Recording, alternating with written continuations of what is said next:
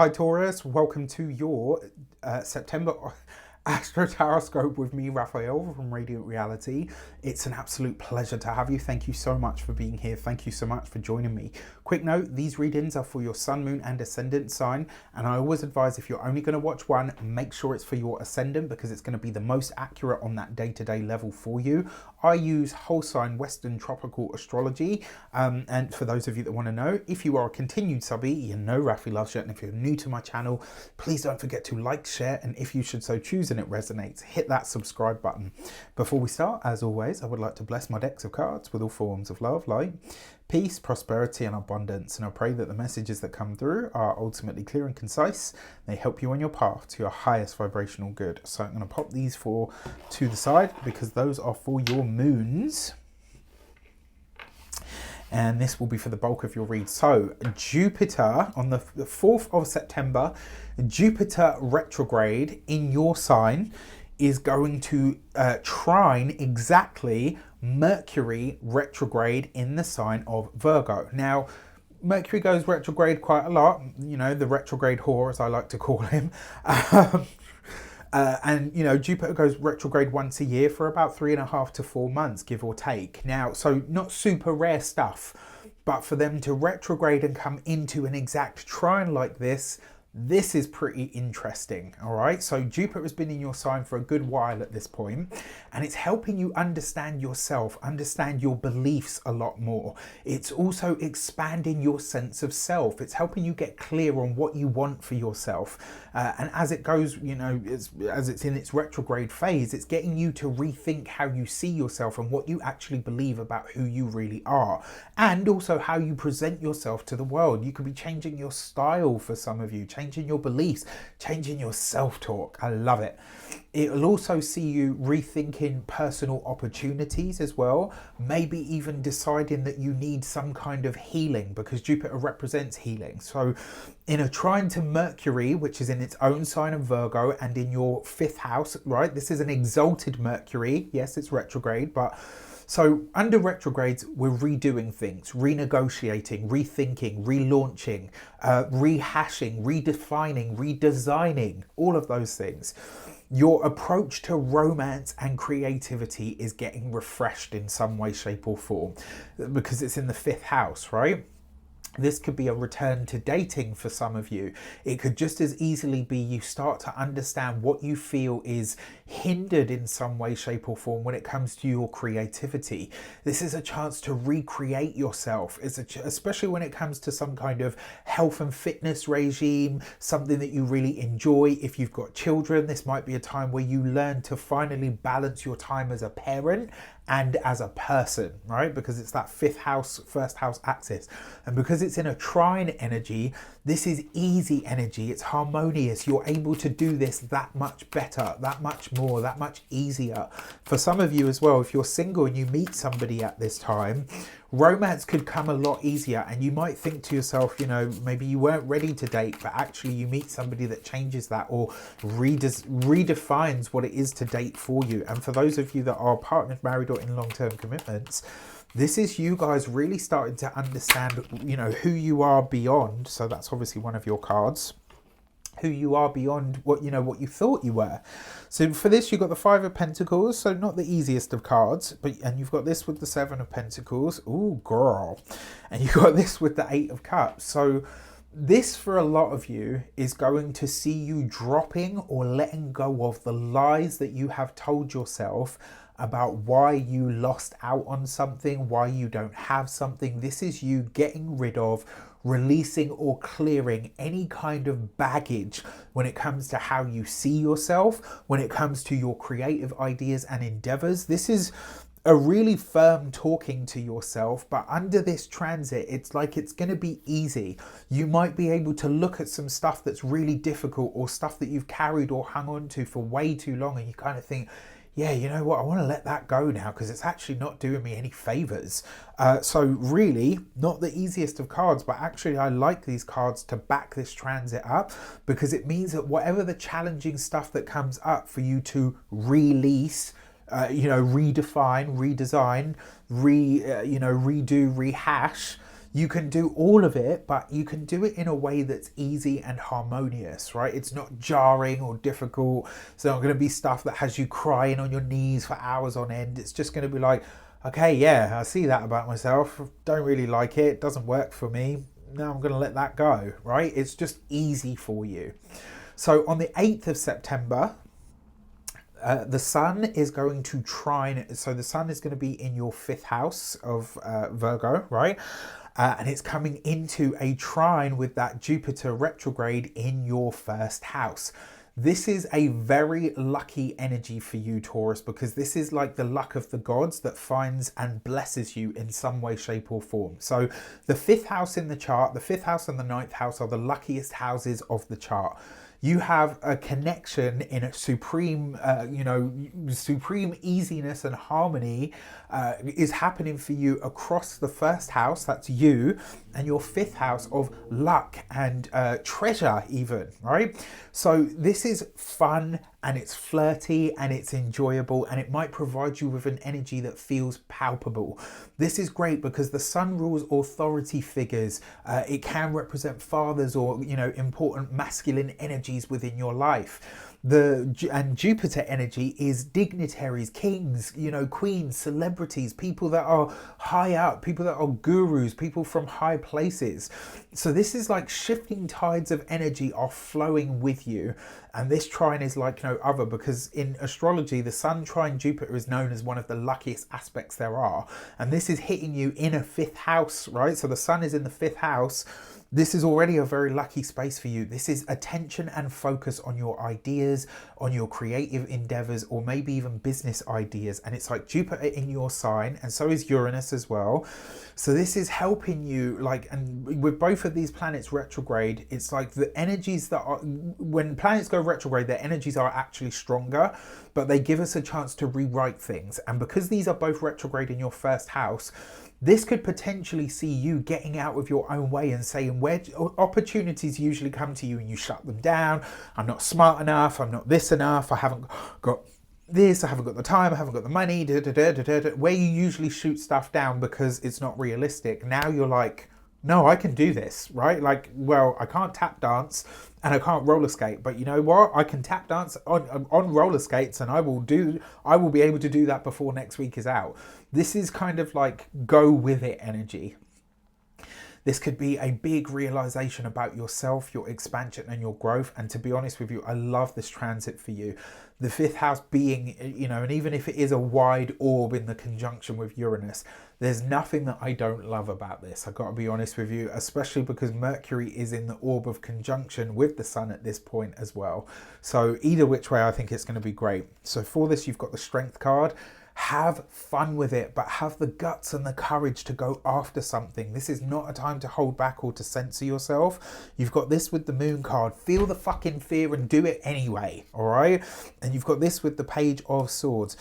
When the offer or the invite comes in, my advice to you would be to go for it. Even if you feel that sort of apprehension and you're like, oh, I don't know if I can do this, or just say yes.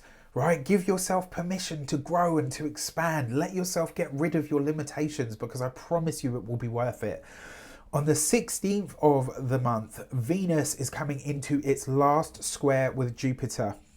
So we had the one on the 11th of June, that was the first time. That was when both of these planets were direct. We had the second one in August, I think it was around the 21st of August, where Venus and Jupiter came into a square again, only this time Venus was retrograde, and this time, the third and final time, it's Jupiter that's retrograde, right? So this is happening across your 1st house, that's you again, because Jupiter retrograde is, Jupiter's doing a lot for you guys, for everybody this month. And it's coming into a square with your 4th house Venus, right? Venus has been there for a long time at this point. She's finally direct in that home, family, environment sector, and also your space of your deep emotional energies. This is the last pass of this, right? And I think because you and Libra are both Venus ruled, I think you'll be glad for this time. This time though, it's like what you want for yourself is happening within the home and environment sector, and you're finally assimilating or getting used to whatever your new normal is. Now, what's nice about this is there's a feeling that you see yourself and how you desire yourself to be known, and the things that you want from your life are now actually possible for you. It's like you're doing what you can to make everything work, and it's like you're taking from your life all the things that are possible and you're running with them, right? This is you just going for it. This is and I will make it work, but not at the expense of myself any longer, right? Whether you're partnered, single, married, divorced, whatever it is, it really doesn't matter. This is you putting yourself first and saying, I am at my best for my family, my children, my significant other, my whoever it might be. I am at my best for them when I am at my best for myself, right? So this is great energy. Venus rules you, your mind, your body, your outlook, as well as your health, your routines in your daily life. And this provides you with a solid understanding of what has changed, what's made a difference. And it's also about where you are ready to release stuff that isn't.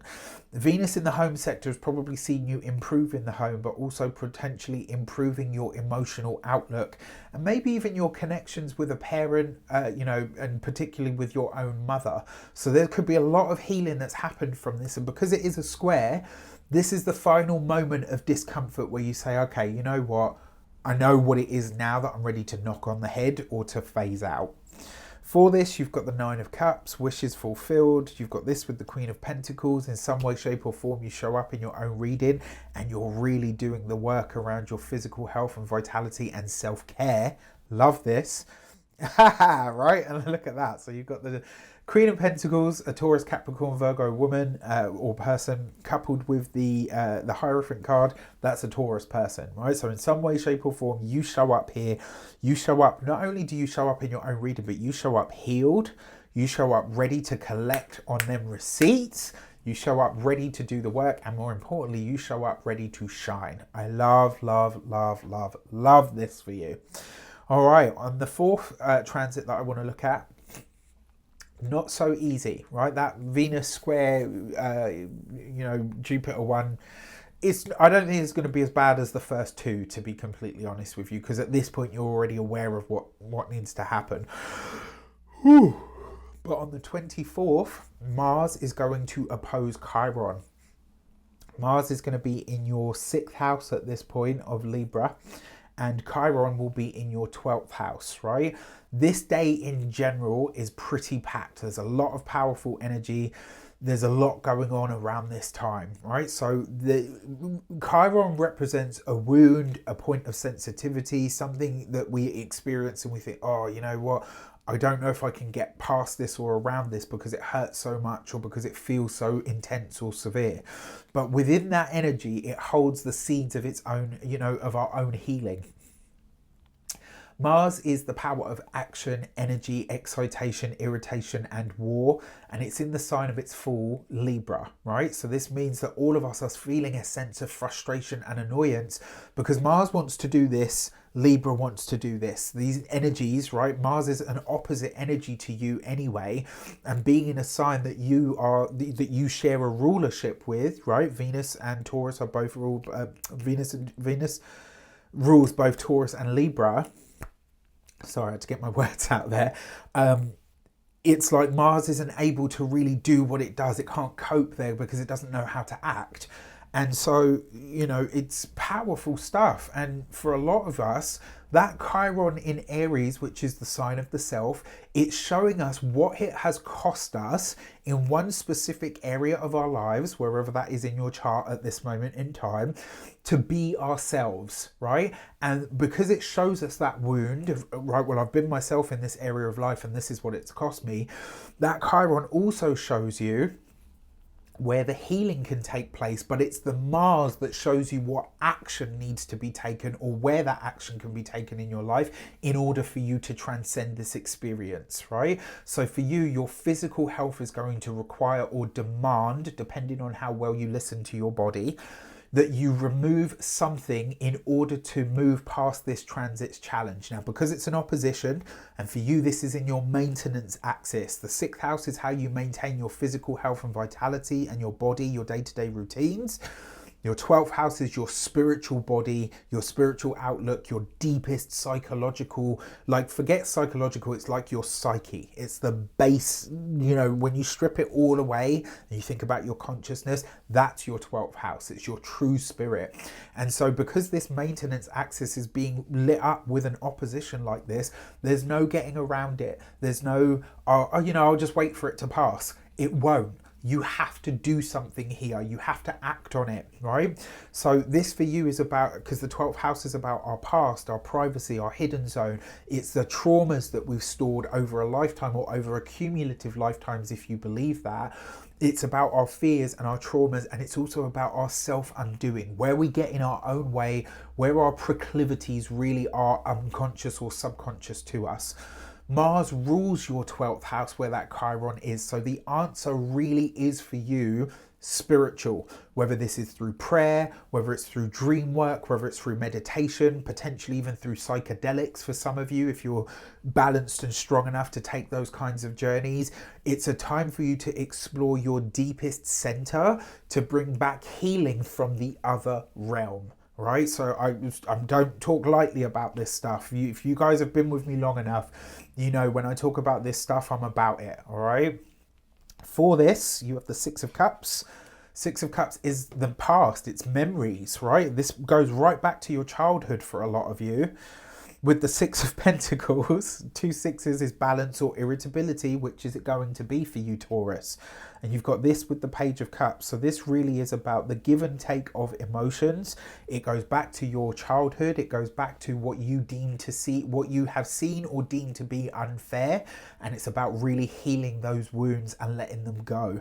And the way through this, as I said, for you, because Mars rules your 12th house, the answer for you more than any other sign is spiritual. All right, it's spiritual actions that need to be taken, whether this is prayer, meditation, rosary, a mantra, mala beads, whatever it might be. But that is going to be your ticket through. That's how you access that healing that is available to you. All right, so your new moon in Virgo, that for you is, you've got here the gate 13 and listen. Pay attention, because that new moon for you is taking place in your 5th house of creativity, leisure, pleasure, all of those wonderful things, right? On the other side of this, it also represents, your 5th house is also your children and all forms of creativity. If you don't have any children, this could literally be a fresh start for your own inner child. All right, and with everything that's come up, right? And then the full moon in the sign of Aries at 29 degrees of Aries, I might add, is the gate 10 and empower. I love this card. It's one of my favorites because the message behind this is, by truly empowering and being yourself and owning and claiming yourself like never before, that is how you win. And more importantly, it's how you inspire other people.